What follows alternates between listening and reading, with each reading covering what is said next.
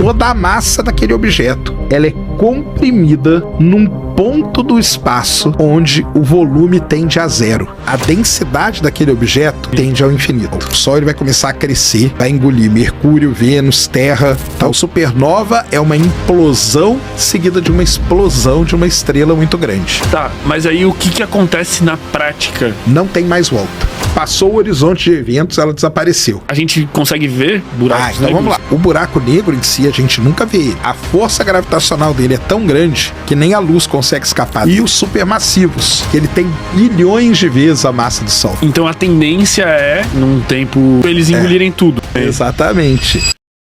Calma, o corte já vai começar. Fala pessoal, aqui é o Astra do Sacane Cortes. Os buracos negros durante décadas foram vistos apenas como uma teoria matemática, algo impossível de ser observado diretamente.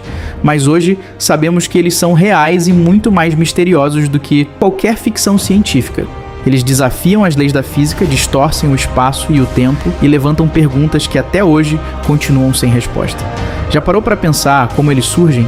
O que acontece dentro deles? Nesse corte, o Sacane responde tudo e dá uma verdadeira aula sobre buracos negros, uma das melhores explicações que já vi sobre o tema. Vale a pena assistir até o final para entender o raciocínio completo. Espero que gostem. Curta, se inscreva no canal e compartilhe o vídeo com quem gosta do assunto. O que é um buraco negro? As estrelas, lembra que a gente falou que a estrela tem uma vida, né? A estrela ela nasce, ela vive e ela morre, beleza? As estrelas, a vida da estrela depende da massa dela, de como ela nasce. Então, como que a gente divide isso? Estrelas que são parecidas com o Sol, que têm a mesma massa do Sol, vamos dizer assim, e estrelas muito mais massivas que o Sol. Então tem esses dois grupos aqui. As estrelas que têm massa parecida com o Sol, elas vão nascer, viver igual o Sol e vão morrer como uma anã branca, que a gente chama. O que vai acontecer com o Sol? O Sol ele vai começar a crescer, vai virar uma gigante vermelha, vai engolir Mercúrio, Vênus, Terra, talvez Marte, vai ser tudo engolido pelo Sol. Depois ele vai perder essas camadas de gás aí, porque ele não vai conseguir segurar elas, e vai virar uma estrelinha anã branca, bem pequenininha, super densa e tal. Esse é o fim do Sol. Se você faz essa conta para uma estrela que tem uma vez a massa do Sol, dá a mesma coisa, 2, 3, 4, 5, tudo isso dá a mesma coisa. Tá. É o ciclo de vida dessas É o ciclo estrelas. de vida. Quando você chega em 8 a 10 vezes a massa do Sol, aí muda. Aí uma estrela já tem muito mais massa. Aí a sequência da vida dela, ela vai virar uma super gigante vermelha e vai chegar um momento em que ela vai... O que acontece dentro da estrela, para explicar pro pessoal, é que tá tendo fusão nuclear. Então o hidrogênio hoje, ele tá colidindo e virando hélio. Depois o hélio vai virar carbono, depois oxigênio, nitrogênio, e aí você vai seguindo a tabela periódica toda ali. Tá. O tempo todo, todos os elementos sendo formados. Isso. O Sol, ele vai chegar num determinado elemento ali. Talvez carbono e tal. Tá. É o máximo. Uma estrela que é muito grande, que tem mais que 8 vezes a massa do Sol, ela consegue queimar, entre aspas, até o ferro, que é o elemento mais pesado que tem. Quando ela queima o ferro, ela tá muito grande, ela não consegue suportar esse peso dela gigantesco. E ela cai sobre ela mesma. Ela colapsa. Colapsa. Tipo o submarino, sei lá. Isso. Ela colapsa, só que na hora que ela colapsa, quando tá pra colapsar totalmente, ela explode. A gente chama isso de supernova. Então, supernova é uma implosão seguida de uma explosão de uma estrela muito grande. Tá. Beleza? Até aí? Então, show. Quando essa estrela explodiu, ela não foi destruída totalmente. Sobra um caroço dela. Tá? Agora vamos pegar esse caroço aqui. Se esse caroço tem uma vez a massa do Sol, o caroço só agora, tá? A estrela já explodiu. 2 vezes a massa do Sol, ele se comporta de uma maneira. Ele se transforma no que a gente chama de uma estrela de nêutrons.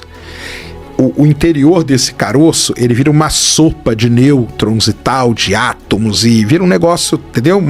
É um objeto chamado estrela de nêutrons. Agora, se esse caroço, lembra do caroço lá?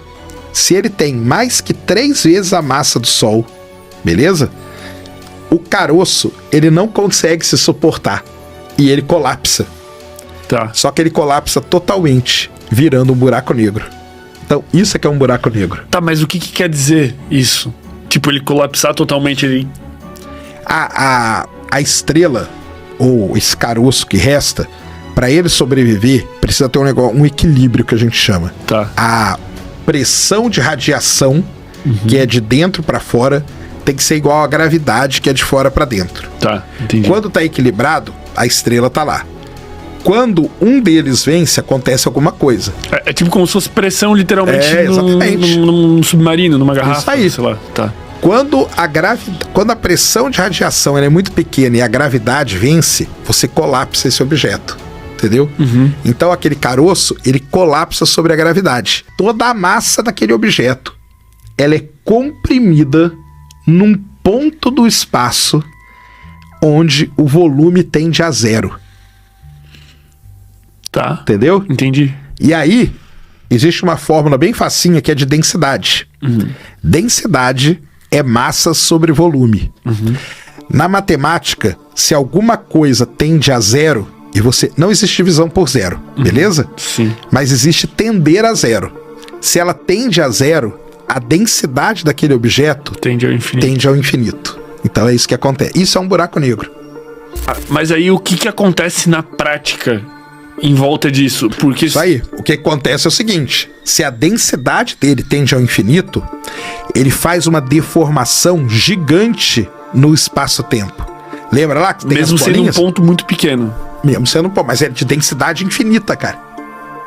ele fica com uma massa muito superior ao Sol. Muito. Não, muito. Ou Pode ser três vezes. 4 vezes. Mas tá. o problema não é a massa. O problema é a densidade.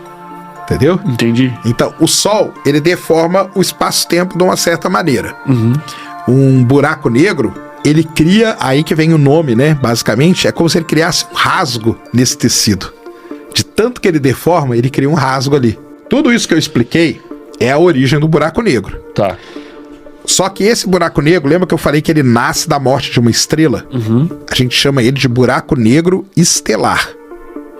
Então, a gente tem buraco negro que é 5 vezes a massa do Sol, 10 vezes a massa do Sol, 20 vezes a massa do Sol. Quando a gente olha para o centro das galáxias, a gente vê um objeto muito parecido com esse, que é um buraco negro. Só que a gente chama ele de buraco negro supermassivo. Tá. Que ele tem milhões de vezes a massa do Sol, ou bilhões de vezes a massa do Sol. Entendeu? Aí você vai perguntar, como que a gente sai de um buraco negro pequenininho para esse supermassivo? A gente não sabe ainda muito bem, mas pode ser que normalmente você tem lugares no universo que você tem 2 buracos negros e eles vão e colidem, um choca no outro. Então, se você tem um de 5 vezes a massa do Sol e outro de 5, no final você gera um maior do que de 5. E aí eles vão se fundindo e vão crescendo de tamanho. E eles têm a tendência, inclusive, de se encontrarem, Sim. vamos dizer, porque eles têm uma gravidade muito forte. E tem muito sistema binário no universo. O que é um sistema Sistema binário que tem 2 estrelas. Entendi. E aí, às vezes, você tem essas situações aí. Isso aí tem bastante. Tá. Mas tem questões muito importantes nisso aí ainda, tá? Porque, por exemplo, quando a gente olha para o universo muito distante, lá perto do Big Bang, a gente vê buracos negros supermassivos. E aí, quando você vai fazer a conta, todo esse caminho que eu falei não bate. Por quê? Porque não dá tempo dele crescer tanto assim. Mas isso não indicaria que a estimativa do tempo de vida do universo... Indica que deve ter algum processo Que acelera... que acelera o crescimento do buraco negro, que é o que os astrônomos estão estudando hoje. Hoje tem uma ideia que lá no início do universo a gente tinha nuvens de gás e poeira gigantescas, do tamanho de uma galáxia. E essas nuvens, elas eram tão massivas que elas colapsaram e formaram buracos negros grandes. Entendi. A gente chama isso de buracos negros primordiais. Como é que é possível a gente observar um buraco negro? Tipo, por que a gente pode? Então, Como é que a luz vem? O que A a luz gente não tá vem. vendo? a luz não vem. Então, o buraco negro em si, a gente nunca vê ele. O buraco negro, lembra da velocidade da luz? A força gravitacional dele é tão grande que nem a luz consegue escapar dele. Tá. Então a gente não consegue ver o buraco negro. Não consegue, tá? Então, os de massa estelar a gente vê por quê? A gente não vê. Quando dois buracos negros de massa estelar colidem, eles geram onda gravitacional. E a gente detecta a onda gravitacional aqui da Terra. Como a gente simula no computador a onda, a gente sabe que foi dois buracos negros. É tipo, sei lá, duas bolas de boliche invisíveis se Exatamente. chocam na areia da praia. Tu não vê elas, mas tu vê a areia em Isso, volta. exatamente Um negócio isso. Exatamente isso. Quem previu isso? Assim. Einstein. Filho da... O cara é foda. Os supermassivos, a gente não vê eles também. Aí você vai falar, como tem foto dele, né? Tá. Então vamos lá. O buraco negro da Via Láctea chama Sagitários A Estrela. Ele fica bem no centro da nossa galáxia. Quando os astrônomos começaram a observar o centro da galáxia, eles começaram a ver estrelas que tinham uma velocidade muito alta mesmo. E aí, beleza. Porque quando você tem uma estrela com uma velocidade muito alta, você consegue calcular a massa do objeto que ela está orbitando. Entendeu? Pela velocidade dela, tu calcula. Isso. Tá. Quando eles calcularam a massa, chegaram numa massa de 4 milhões de vezes a massa do Sol. Ou seja, só pode ser um buraco negro. Tá, entendi. Foi assim que eles descobriram. A gente não viu. Então, A gente não vê tem... o efeito dele. Isso aí são estrelas, as trajetórias das estrelas no centro da galáxia. Ó a estrela lá, ó. Tá vendo? Muito rápida. Ó, ficou rápida. Só que o que ela tá orbitando? Nada. É um vazio. O que é esse vazio? Um buraco. É o buraco negro. Que a gente não vê ele. O buraco negro, ele tá ali. Se algo passar, atravessar uma linha que chama horizonte de eventos, não tem mais volta. Tá? A estrela, ela continua orbitando. Você viu que ela não foi engolida ainda. Mas se por acaso a órbita dela for perturbada por alguma coisa que passar perto dela e ela cruzar o horizonte de eventos, ela vai ser engolida pelo buraco negro. Ela passa a compor a massa também do buraco negro. Isso, passa a compor ali. Mas ela desapareceu. Passou o horizonte de eventos, ela desapareceu. Existem buracos negros em galáxias que eles estão comendo, vamos dizer assim, muita coisa. Tem muita coisa que está caindo nesse horizonte de eventos dele. Muita coisa mesmo. Porque galáxias são maiores, são mais agitadas e tal. Então, cai uma nuvem de poeira, cai uma nuvem de gás, cai uma estrela, cai outra coisa. Vai caindo um monte de coisa. Começa a cair tanta coisa que o buraco negro, ele meio que não dá conta de comer tudo ao mesmo tempo. Então tem parte desse material que não vai cair, que vai ficar orbitando o buraco negro, igual a estrela que ficou. Entendi. Entendeu? Quando isso acontece e é muito material, cria-se ao redor do buraco negro um negócio chamado disco de acreção. É o nome desse disco. Ele cria assim, ele fica bonitão ali. Tá? Aquela famosa foto, imagem. Exatamente. Que é a coisa mais linda É isso aí. possível. Então cria aquele disco lá. E esse disco, ele emite radiação em comprimentos de onda lá do espectro, lembra do espectro que eu falei? Lá na casa do raio-x, ondas de rádio, coisa muito energética. Então, com o telescópio óptico de espelho, a gente não consegue ver. Mas com uma antena de ondas de rádio a gente consegue. E traduzindo uma imagem que seja visível. Exatamente. Então ninguém apontou de fato o telescópio e viu aquilo. Nós apontamos várias antenas e vimos aquilo. capturamos. E aí, quando o cara descobriu isso, eles começaram a apontar para várias galáxias e eles começaram a ver esses raios-x vindo do centro da galáxia. E aí o raio-x, ele tem uma certa energia lá, que quando você faz as contas, você fala, que é um buraco negro. Você consegue calcular a massa e tudo. Então foi assim que a gente descobriu. E tem infinitos também, como tudo no universo. No centro de todas as grandes galáxias tem um buraco negro. À medida que eles vão engolindo coisas, eles vão aumentando a própria massa. Isso. E se eles aumentam a própria massa, eles vão ter mais capacidade de digestão, vou botar entre aspas. Meio que eles vão crescendo, né? Vão crescendo. Então a tendência é, num tempo infinito, eles engolirem tudo. Seria num tempo infinito, né? Pode ser que ele limpe uma região ali e depois as coisas não caiam mais nele. Porque só cai se você cruzar o horizonte de eventos. A estrelinha lá, tá lá orbitando. Normal. Mas ela não chegou no horizonte de eventos. Ela pode ficar ali até o infinito. Porque o buraco negro não é um ralo, que as coisas vão caindo. Só cai depois que você passa o horizonte de eventos. Hoje a gente já observa objetos sendo engolidos pelo buraco negro. Isso é legal pra caramba. Cara, é muito legal a astronomia, velho. Aí esse efeito aí chama efeito de ruptura de maré.